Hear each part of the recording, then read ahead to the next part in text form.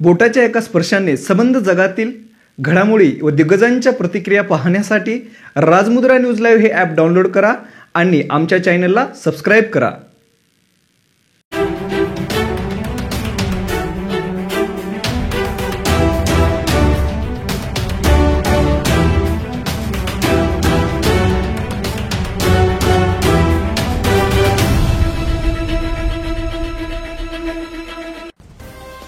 नमस्कार, मी श्रीराम मोटरगे राजमुद्रा news live मध्ये तुमचं स्वागत करतो. पाहूयात आजच्या ठळक घडामोडी.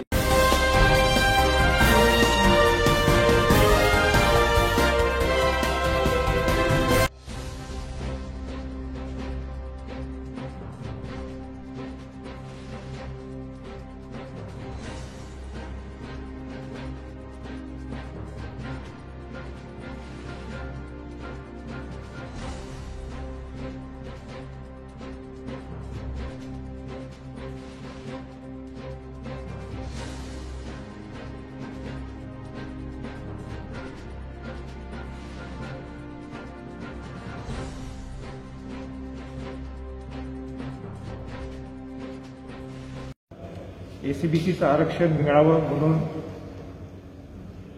दोन्ही विधानसभेत आणि विधान भवनात हा कायदा पारित झाला होता.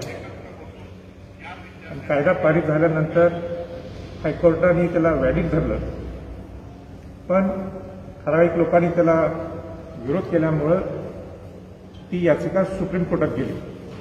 सर्वोच्च न्यायालयाने आज जो निर्णय दिलाय की मराठा समाजाला आपण हे आरक्षण देऊ शकत नाहीये, किंबहुना जो हायकोर्टाने जो निर्णय घेतला होता त्याला आपण स्टँड करू शकत नाही, असा आज त्यांनी तो निर्णय दिलेला आहे. शेवटी सर्वोच्च न्यायालयाचा निकाल हा निकाल असतो, पण समाजासाठी हे खऱ्या अर्थाने दुर्दैव आहे असं म्हटलं तर काय चुकीचं होणार नाही. माझी या प्रसंगी एवढीच सगळ्यांना विनंती राहील की जी छत्रपती शाहू महाराजांची भूमिका होती की बहुजन समाजाला आरक्षण मिळावं 1902 मध्ये, त्यावेळी अनुसूचित जाती जमाती ओबीसी आणि मराठा समाजाचा समावेश होता. आणि म्हणून माझा हा गरीब मराठ्यांसाठीच हा लढा होता की बहुजन समाजामध्ये समावेश करून जर घेतला तर जातीय जे मतभेद आहेत ते कमी होतील, विषमता कमी होईल. हा माझा वैयक्तिक शिवाजी महाराज शाहूंचा वंशज या नात्याने माझा प्रयत्न होता. पण शेवटी सर्वोच्च न्यायालयाने जो निकाल घेतलाय, जो निकाल दिलाय, तो त्यांचा निकाल असतो, तो मान्य करावा लागतो. पण समाजाच्या दृष्टिकोनातून हा अत्यंत एक दुर्दैवी एक प्रसंगाच्या पुढं किंवा दुर्दैवी असं म्हटलं तर काही चुकीचं होणार नाही, असं ह्या प्रसंगी मी एवढंच सांगू शकतो. कुठे नेमकं कमी पडलं सरकार बाजू मांडायला असं वाटतं तुम्हाला? पूर्वीच्या सरकारने सुद्धा आपली जोमाने आपली बाजू मांडून हायकोर्टाच्या माध्यमातून ते पारित झाला होता. या सरकारने सुद्धा मी म्हणेन आपली बाजू त्यांनी सुद्धा जोमाने मांडली. जेवढं शक्य होईल तिथं त्यांनी सेंट्रल गव्हर्नमेंटला सुद्धा ह्याच्यात आणलं. सेंट्रल गव्हर्नमेंटने सुद्धा 102 घटना आपल्याला लागू होत नाही हे त्यांनी तिथं स्पष्टपणाने सांगितलं होतं. जे शक्य होईल त्या दोन्ही सरकारने आपली बाजू मांडली होती. तर शेवटी सर्वोच्च न्यायालयाने निकाल घेतला, निकाल आहे, त्याला आपण काय त्याच्या पलीकडे काय बोलू शकत नाही. पण इतके शांततेत मोर्चे निघालेले होते, आपण देखील म्हणजे आंदोलकांच्या माध्यमातून सांगितलं होतं, अनेकांनी याचिका देखील दाखल केलेल्या होत्या. मग असं काय झालं की जेणेकरून सरकारने त्याची दखल घेतली नाही की मला, किंवा तशी बाजू त्या ताकदीनं मांडली गेली नाही? सरकारचं ते विषय तर सर्वोच्च न्यायालयाने निकाल दिलेला आहे आणि शांतता प्रिय मोर्चे निघाले. लोकांनी दाखवून दिलं, जगाला दाखवून दिलं की मराठा समाजाला किती गरज आहे त्या आरक्षणाची. आणि अशा पद्धतीने वेळोवेळी ह्या प्रश्न सगळे मांडत गेलेले आणि सगळ्या पद्धतीने भूमिका ही मांडली गेली. पण सर्वोच्च न्यायालयाला वाटलं की ते आपण 102ची जी म्हणजे इंदिरा साहनीच्या मध्ये परत जायची 50% वर जे आरक्षण देण्याचा जो विषय असतो तिथं जायची काही गरज नाहीये. आणि म्हणून त्यांनी ते हे आरक्षण जे पूर्वी ज्यांना मिळालं आरक्षण ते स्टेटस कोड आहे, पण याच्या पुढच्या लोकांना मिळणार नाही असं त्यांनी सांगितलं. म्हणून सर्वोच्च न्यायालयाचा निकाल असतो ना, निकाल असतो. आता जर उद्रेक झाला तर त्याला जबाबदार कोण असणार? आता उद्रेक झाला, उद्रेक होऊ नये मी या मताचं आहे. एक तर एवढी महामारी चालू आहे, कोविडची माणसं मारायला लागलेली आहेत आणि मला असं वाटतं की ह्या मिनिटाला सगळ्यात आपली माणसं जगायला पाहिजे. याच्याकडे सगळ्यांनी लक्ष द्यायला पाहिजे आणि कोणी हा विषय हातात सुद्धा उद्रेकचा विषय शब्द सुद्धा कोणी काढू नये अशी माझी समाजाला विनंती आहे. या सगळ्या निकाल प्रक्रिया पाहिली तर राज्य सरकार कमी पडलं की केंद्र सरकार कमी पडलं, नक्की काय याची कारण मीमांसा आपण करूया? नाही, मी म्हणणार नाही कोणीच कमी पडलं. सगळ्यांनी आपापली बाजू व्यवस्थित मांडलेली आहे. राज्य पूर्वीच्या सरकारने आपल्या विधानसभेत विधानभवनात हा कायदा पारित केला, हायकोर्टाने त्याला व्हॅलिड धरलं.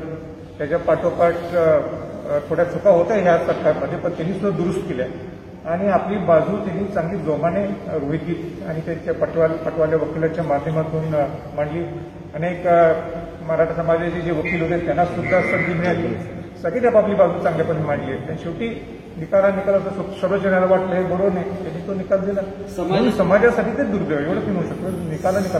समाजाची भूमिका न्यायालयापर्यंत पोहोचवण्यापेक्षा यामध्ये राजकारणच जास्त झालं असं म्हणाल का? कारण अजूनही बघतोय आपण आरोप प्रत्यारोप व्हायला सुरुवात झाली. मी एक शिवाजी महाराज शाहूंचा वंशज या नात्याने मी एवढंच सांगू इच्छितो, मी राजकारणाच्या पलीकडं या सगळ्या गोष्टी पाहिलेल्या आहेत. जिथं सरकार पूर्वीचं चुकलं त्यांना मी दुरुस्त केलेलं आहे. आताच्या सरकारची मुवमेंट चुकली तिथेही मी दुरुस्त केली. पण मला वाटतं शेवटच्या टप्प्यात सगळ्या सरकारने म्हणजे केंद्र सरकारने आपली भूमिका मांडली, राज्य सरकारने आपली चांगली भूमिका मांडलेली आहे, पूर्वीच्या सरकारने सुद्धा त्यावेळी त्यांनी भूमिका मांडलेली आहे. सगळ्यांनी आपापल्या मराठा समाजासाठी प्रयत्न केला आणि माझाही प्रयत्न तो प्रामाणिक होता. एक शिवशाहूंचा वंशज या नात्याने एका गरीब मराठा समाजाला आरक्षण मिळावं. ठीक आहे, पण एकच वाईट काय वाटते मला की बाकीच्या राज्यातल्या लोकांना तुम्ही 50% वर आरक्षण देतात, त्या लोकांना सुद्धा तुम्ही सर्वोच्च न्यायालयाने बोलवलं, त्यांचं म्हणणं ऐकून घेतलं. मग महाराष्ट्राला का हा वेगळा तुम्ही निर्णय देता? हाच मोठा माझ्या समोर प्रश्न आहे की सर्वोच्च न्यायालयाने सर्व इतर राज्यांकडून पत्रव्यवहार मागणी केली होती, विचारणा केली होती. इतकी विचारणा केल्यानंतर महाराष्ट्राबद्दल असा द्वेष का झाला असं वाटतं? नाही, याला राज्य जोडूनच प्रश्न की कुठेतरी केंद्र सरकार ह्याच्यावरती सुप्रीम कोर्टावरती दबाव टाकते का असं वाटतंय का? मी काय त्यात कशावर बोलू शकणार नाही. शेवटी सर्वोच्च न्यायालय त्यांच्यावर कोण दबाव टाकल का हा मोठा प्रश्न आहे. आणि सर्वोच्च न्यायालय याच्यासाठी स्थापन झालं असतं की कोणाचा दबाव ते ऐकून घेत नाही. आणि म्हणून माझं एवढंच म्हणणं आहे की, आणि जो माझा प्रश्न आहे की बाकीच्या राज्यांना 50% वर दिलं गेलं, आपल्याला दिलं जात नाही, ही दुर्दैवाची बाब आहे समाजाच्या दृष्टिकोनातून. पुढचा लढा कसा असणार आहे? आता मला माहीत नाही पुढं कसं जायचंय. मी 2007 पासून मी प्रामाणिकपणे लढतोय बहुजन समाजामध्ये मराठा समाजाला आणावं. माझ्याकडे जो प्रामाणिक प्रयत्न करतो तो मी प्रयत्न केला. शेवटी समाज आपली भूमिका घेईल. पण समाजाला माझं एवढंच विनंती आहे, सध्या परिस्थिती फार वाईट आहे. लोक मारायला लागलेले आहेत. कोविड इतका हा भयानक परिस्थितीने वाढायला लागलेला आहे. म्हणून आपलं पहिलं लक्ष सध्या कोविडच्या पेशंटकडं असणं गरजेचं आहे. आणि म्हणून शेवटी आणि निकाल असतो म्हणून सर्वोच्च निकालाला सुद्धा आपण रिस्पेक्ट करणं गरजेचं. हा लढा काय 1-2 वर्षानंतर आहे, खूप वर्षांचा लढा होता. पूर्ण आपण तेवढा मागे परत गेलो असं म्हणायचं का? त्याच्यावर मी काहीच भाष्य करू शकत नाही. म्हणजे आपलं काम काय प्रयत्न करतो. आपलं काम आहे की आवाज राज्यापर्यंत पोहोचवलं.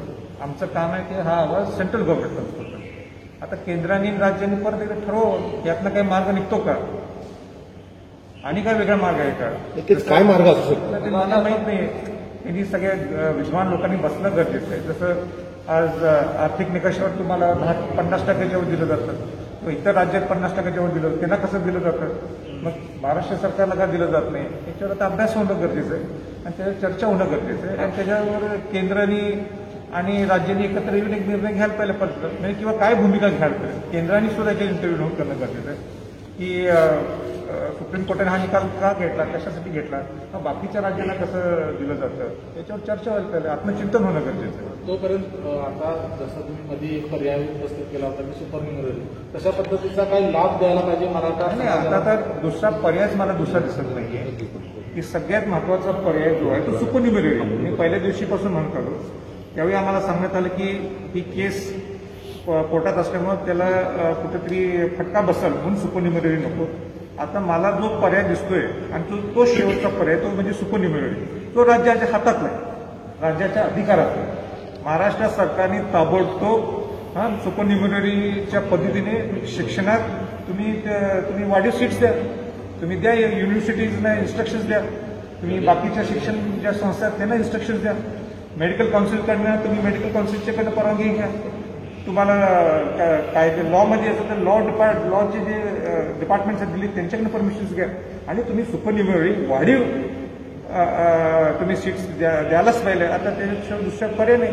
आणि त्याला तर तुम्हाला सर्वोच्च न्यायालयाची काही परवानगी लागत नाही.